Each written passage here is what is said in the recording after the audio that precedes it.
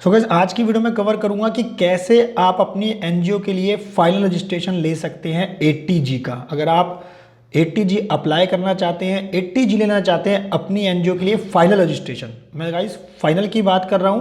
Provisional registration अगर आपको form 10A कैसे भरा जाता है, मैंने इसके लिए वीडियोस बनाई हुई है जिसमें मैंने 12A सेपरेट वीडियो में कवर किया हुआ है पार्ट 1 के अंदर, और 80G मैंने पार्ट 2 के अंदर कवर किया हुआ है। तो आप इन दोनों वीडियोस को रेफर कर सकते हैं। वीडियो का जो लिंक है डिस्क्रिप्शन में डाल दिया है। लेकिन आज की वीडियो दोस्तों बहुत इंटरेस्टिंग है, क्योंकि आज की वीडियो में आपको बताने जा रहा हूं कि आप फाइनल रजिस्ट्रेशन अप्लाई करना चाहते हैं, यानी कि आपका पहले प्रोविजनल आ चुका है, अब उस प्रोविजनल को आप कन्वर्ट करना चाहते हैं फाइनल रजिस्ट्रेशन के लिए। तो उसका पूरा कंप्लीट ऑनलाइन प्रोसेस आपको बताने जा रहा हूं कि फॉर्म 10AB के अंदर उसको कैसे भरा जाएगा, कैसे अप्लाई किया जाएगा। कंप्लीट ऑनलाइन प्रोसेस है, स्टेप बाय स्टेप आपको समझाने जा रहा हूं। तो वीडियो बहुत ज़्यादा इंपॉर्टेंट होने वाली है, वीडियो स्किप नहीं करना है, एंड तक देखना है।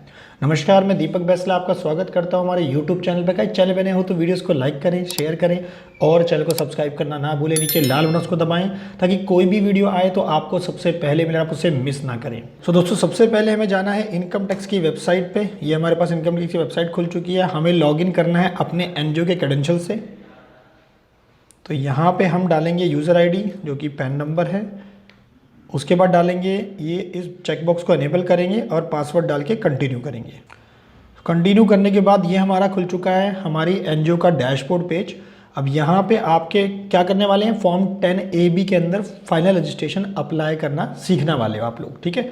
तो ई फाइल पे जाके, इनकम टैक्स फॉर्म पे जाके फाइल इनकम टैक्स फॉर्म्स में आप क्लिक करोगे।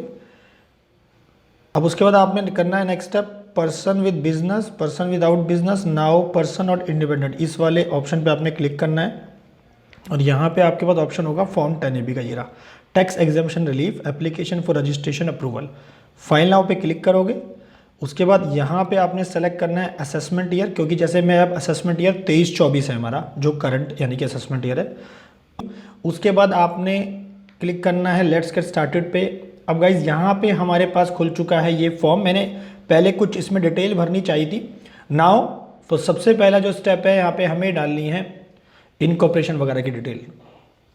तो आप ध्यान रहे कि आपके पास सारे डॉक्यूमेंट्स हैंडी होने चाहिए कि क्या क्या डॉक्यूमेंट्स आपको चाहिए फाइनल रजिस्ट्रेशन अप्लाई करने के लिए। तो ये हमारी डिटेल यहाँ पे आ गई है, पैन नंबर, नेम आ गया है, एड्रेस आ गया है। उसके बाद आपने दोस्तों सेलेक्ट करना है यहाँ पे कोड। जैसे मैं इस वाले वीडियो के अंदर कवर कर रहा हूँ कि 80G अगर आपको अप्लाई करना है तो गाइज यहाँ पे आपको 2 कोड दे रखे हैं, 2 क्लॉजेस दे रखे हैं, एक तो 13 कोड, एक 14 कोड। क्लॉज 3 क्योंकि मैं अप्लाई कर रहा हूँ प्रोविजनल को हम लोग कन्वर्ट करवा रहे हैं फाइनल के अंदर, यानी कि पहले आपके पास 10AC का ऑर्डर आ गया, अब उसको आप कन्वर्ट कर रहे हो फाइनल रजिस्ट्रेशन के लिए। उसके बाद नेचर ऑफ एक्टिविटीज़ आपने सेलेक्ट करनी है। देन टाइप ऑफ कॉन्स्टिट्यूशन, जैसे हमारे केस में सोसाइटी है और ऑब्वियसली सोसाइटी रजिस्टर्ड सोसाइटी है तो यस क्लिक करना है। उसके बाद आपने मेंशन करना है उसकी डेट ऑफ इनकॉर्पोरेशन, उसका रजिस्ट्रेशन नंबर, और उसके बाद उसका जो भी अप्रूविंग अथॉरिटी है उसका यहाँ पे आपने डिटेल मेंशन करनी है। इधर आपने ऑब्जेक्टिव्स मेंशन करने हैं, जो भी आपकी सोसाइटी के ऑब्जेक्टिव्स हैं वो आपने सेलेक्ट करने हैं। उसके बाद आपकी अगर सोसाइटी है, जो आपकी एनजीओ है, अगर उसमें इरेवोकेबल क्लॉज मेंशन है तो उसके बारे में आपको यहाँ पे डिटेल मेंशन करनी है, यस और नो में। देन उसके बाद आपका अगर दर्पण में रजिस्टर्ड है, नीति आयोग से अगर रजिस्टर्ड है तो उसका यहाँ पे आपको डिटेल मेंशन करनी है।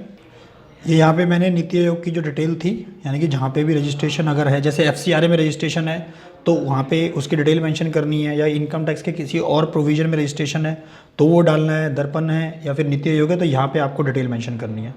उसके बाद अगर whether any application registration made by applicant in the past rejected, yes और नो में जवाब देना है।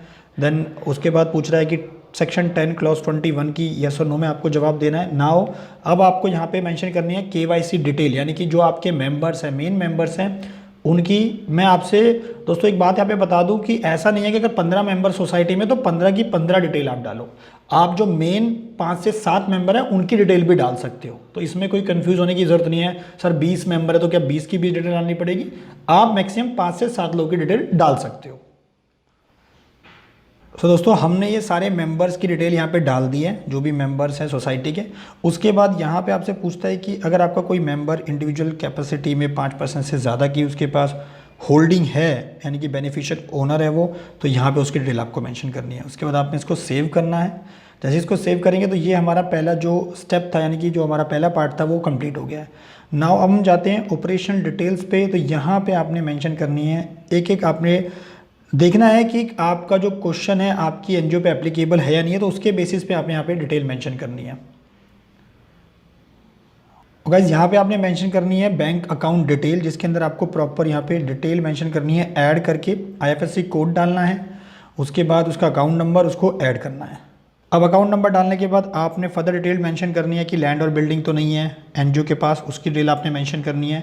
ये सारी की सारी आप इन्फॉर्मेशन उसके फाइनेंशियल से ले सकते हो, लास्ट जो ऑडिटेड फाइनेंशियल्स है उसके बेसिस पे, लेकिन याद रहे जो लेटेस्ट फाइनेंशियल्स हैं उसके बेसिस पे आपने डिटेल मेंशन करनी है। अब ये सारे पॉइंट हमने यहाँ पे डाल दिए हैं, अब आपको यहाँ पे करना है सेव। सो दोस्तों हमने दूसरा पार्ट भी यहाँ पे भर दिया है। अब हम जाते हैं, डिटेल्स हमें भरनी है एसेट्स एंड लायबिलिटीज़ की, जैसे मैंने बताया आपको फाइनेंशियल्स के बेसिस पे यहाँ पे भरनी है। सो आपने यहाँ पे मेंशन करना है 16 में जो आपकी आईटीआर आपने फाइल करी नहीं करी, तो उसके बेसिस पे यस और नो का जवाब आपने देना है। उसके बाद कॉर्पस फंड है या नहीं है, ये सब इन्फॉर्मेशन आपको अपने फाइनेंशियल्स के बेसिस पे, जो लास्ट ऑडिटेड फाइनेंशियल्स हैं उसके बेसिस पे भरने हैं, ठीक है। अब आपको यहाँ पे मेंशन करना है 26 पॉइंट में कि आपको 3 साल के फाइनेंशियल्स के बेसिस पे जो इनकम रिसीव है, जो बेसिकली जो आपको ग्रांट्स मिली हैं उनकी डिटेल यहाँ पे, जो डोनेशंस रिसीव हुई है उनकी डिटेल यहाँ पे आपने मेंशन करनी है। हर साल जितने, अगर 3 साल अवेलेबल है, 1 साल अवेलेबल, 2 साल, जैसा भी आपका केस है, जिस भी साल के आपके पास ऑडिटेड फाइनेंशियल्स अवेलेबल है उसके बेसिस पे आप डिटेल आपने मेंशन करनी है। उसके बाद आपने मेंशन करना है कि आपने जो एनजीओ है उसने कोई खर्चा किया है रिलीजियस नेचर पे। तो जैसे कि आपको पता है कि हमारा जो नेचर है, एनजीओ का जो ऑब्जेक्टिव मैंने सेलेक्ट किया था वो क्या था, चैरिटेबल था। तो यस और नो में आपने जवाब देना है।